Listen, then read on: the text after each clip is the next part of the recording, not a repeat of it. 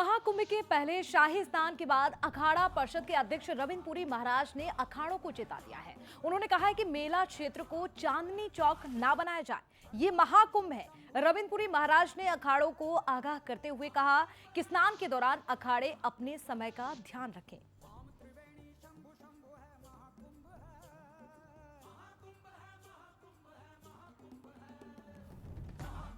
तो देखिए, ये बात उन्होंने कही है कि खासकर समय का ध्यान रखना चाहिए। और क्या कुछ बातचीत उन्होंने की है, क्या कहा है, सुनिए आप।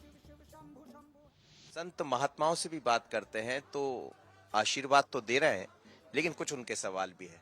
और मेरे साथ इस वक्त रविंद्र पुरी जी हैं, अखाड़ा परिषद के अध्यक्ष, जिन्होंने कहा है कि बहुत अच्छा रहा, लेकिन कुछ सवाल भी है।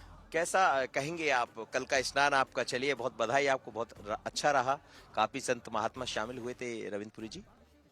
बंसल न्यूज को बहुत बहुत आशीर्वाद, साधुवाद।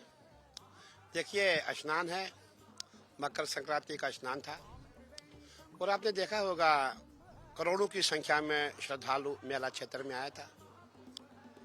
और कुछ हमारे प्रयागराज के जितने भी लोग हैं, हम सबको अतिथि देवो भव का भाव रखना पड़ेगा। जो भी प्रयागराज में आता है, मेला भूमि में आता है, स्नान के लिए आता है, हम सबको उसका सहयोग करना पड़ेगा। करोड़ों की संख्या में यात्री था, सड़कों पे था, कहीं भी बैठा हुआ था, दाएं बाएं बैठा हुआ था। हमारी माताएं बहनें पूरे देश विदेश से आई थी और हमारा प्रयास रहा सबकी सेवा की जाए। हमने पंडाल लगाए, हमने भंडार खोले, हमने कुछ कंबल भी बांटे। और जब स्नान की बात आई तो पूरा जमघटा संगम में गया और हमने बार बार अपील की थी कि जितना भी हमारा सनातनी समाज है, जो वाकई में पुण्य कमाने आए हैं, क्योंकि 144 साल के बाद ऐसा पर्व आया है और मैं समझता हूँ अभी नहीं फिर कभी नहीं। जिसने अब की बार गंगा नहीं नहाई, वो जीवन में गंगा नहा नहीं सकता। देखिए, जब इतना बड़ा आयोजन होता है, छोटी मोटी समस्याएं हो जाती है। मैं समझूंगा आगे चल के जो हमारा बड़ा स्नान है, सबसे बड़ा स्नान मौनी अमावस का स्नान, जिसमें वाकई में मैं समझता हूँ 10 से 15 करोड़ यात्री आएगा। उस समय हमें जो इस समय छोटी मोटी गलतियां हुई है, उनको लेसन बना करके, उनकी सीख ले करके हमें सभी जो व्यवस्थाएं आज हमें नहीं मिली, वो उस समय हमें पूरी करनी पड़ेंगी। लेकिन आप जो कह रहे हैं, यदि आवश्यकता देखते हैं तो किन चीजों की सुधार की होती है कमियां? देखिए, आप ही लोग तो है जो मार्गदर्शन देते हैं सरकार को, तो क्या कुछ करने की जरूरत पड़ेगी?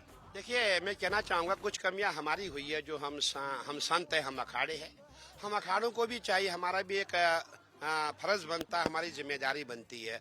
जो समय हमें दिया गया है, अब हमें अपने समय पे ही स्नान करना चाहिए। अगर हमारा समय है कि हमें 7:05 पे घाट खाली करना है, हमें 7 बजे ही घाट खाली करना चाहिए।